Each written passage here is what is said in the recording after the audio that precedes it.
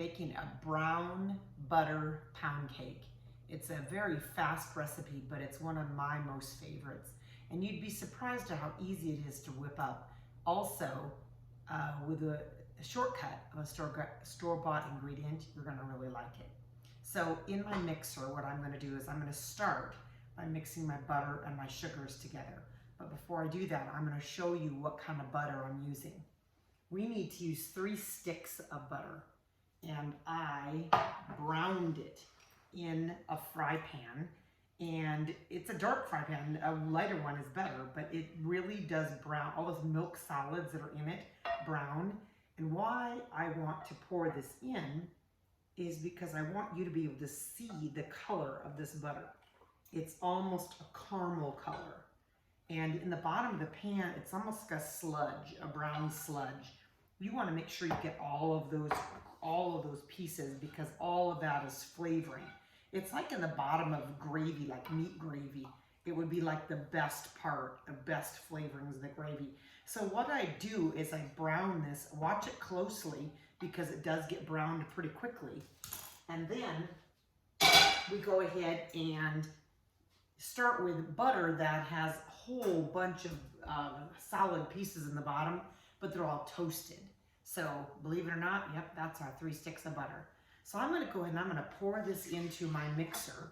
And as you see, a whole bunch of that sludge that's in the bottom there is the yummy, yummy, yummy, nutty flavor of all the butter that has been toasted. And of course I knocked off my beater here. You can see it all over the white spatula. All right, so what we're gonna do is we're gonna put in our butter now, our sugar with this butter. We're gonna go ahead and we're gonna add 2 cups of brown sugar. And remember, brown sugar is packed. I'm gonna put in my 2 cups of brown sugar. And that brown sugar and the toasted butter like this, right away, you already see your caramel. It's like a caramel flavor, very deep flavor. Now, 1 cup of regular sugar, just granulated sugar. My hands are a little bit greasy here from this butter, and I am dropping everything. All right, so we have 1½ cups or 3 sticks of butter that's been browned, 2 cups of brown sugar. We have 1 cup of regular sugar, and I'm gonna cream this really good, and then we're going to add 5 eggs, and we're gonna add them one at a time. So I've cracked 4 in here already, and I tell you that I crack them so that I can see the shells, but I like to do it when you have multiple eggs in one container. I like to crack them separately in a separate container, verify there are no shells, and then put them in together. And you can pour them in one at a time when you need to. So let's mix this up and we'll move on with the recipe.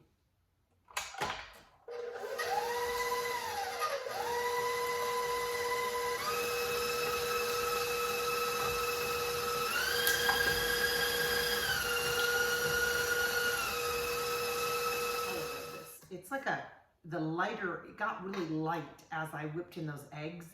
So all that brown butter and the sugar, but it still has a very brown sugar like caramel flavor to it, or smell to it. So you can definitely tell that this is going to be a delicious cake.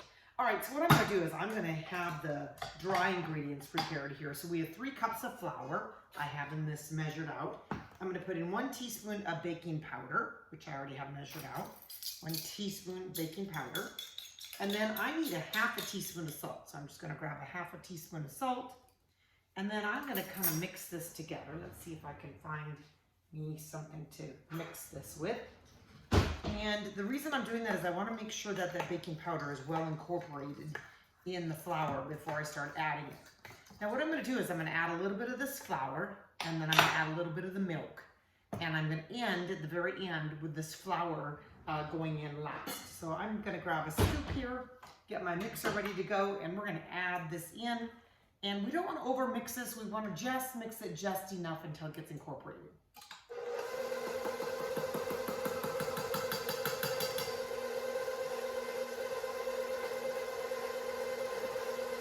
So with mixers, you have this bottom part that's on the very bottom of your mixer, especially KitchenAids. And it seems to be that that's the place that is always missing getting stirred. So I take my spatula and I kind of scrape it together. Remember, you don't want to mix it a lot with a mixer excessively. You just want to make sure the ingredients are incorporated. So I could do the pecans at the top, and I'll show you how you could do that at the very end.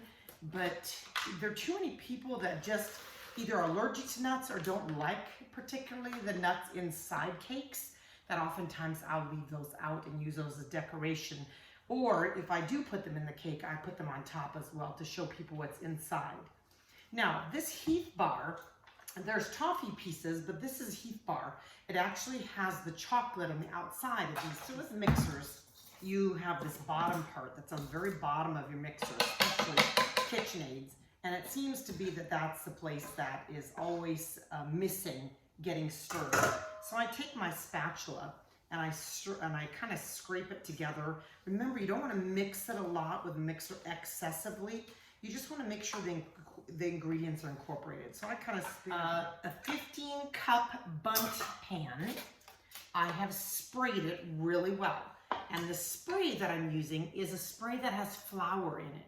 So I use Baker's Joy, and it actually shows a Bundt cake on the front of it. What's in this is flour, and with the flour inside of it, it coats it really, really well. And you gotta make sure you get around the inside of this, because when you flip this over, you don't want that part to stick. So I get it really well incorporated. If you don't have this, to just butter around or grease around the outside, everything thoroughly, and then coat it with flour. And once the flour is shaken all around, just bang the rest of the flour out, you'll have the exact same thing. All right, so we're gonna get this scooped into our pan. Now this goes in the oven at 325 for 75 to 85 minutes. So it's a long cooking cake at a much lower temperature than some cakes are cooked at. Welcome back. Our cake is now cooled. I told you that we were going to use one shortcut ingredient. That shortcut ingredient is our milk-based caramel in a can. It's available at a lot of stores. And what I did was I poured it into something that was a microwavable proof container. And now it's a little bit thick still, not nearly as thick as it was. And it's going to give me an opportunity to pour it over the cake. So what you really want to do is just put a rim around the cake with this. So I'm putting it around the cake, just in a rim, and then I'm going to kind of make it go over the edges, and I'm going to control how much it goes over the edge to make it look pretty. And you want some in the middle too, but you don't want a tremendous amount. Remember, the majority of your caramel you want to really be on top. Now this is where I said that you certainly could use pecans if you wanted to toast some pecans. Certainly if you put pecans inside of this recipe, you definitely want to put some on top, because that typically will tell the person that is eating this cake that there are pecans in this cake. So it's just a little bit soft. Now that seems counterintuitive to put this in the microwave when I've made this cold in the refrigerator to cool it down once it came out of the oven. You certainly can let this sit at room temperature, but you still are probably going to have to put it in the refrigerator to get the caramel to harden up, or at least get a little bit so it's servable. Now, once this is hard, what you'll do is you'll want to heat your knife in the hot water, or maybe even on the stove, because you can cut it right through the caramel a little bit better. Most people don't care because it's usually gone before you even think about how you're going to cut it. So here we have our caramel, Heath toffee filled, brown sugar pound cake. Enjoy.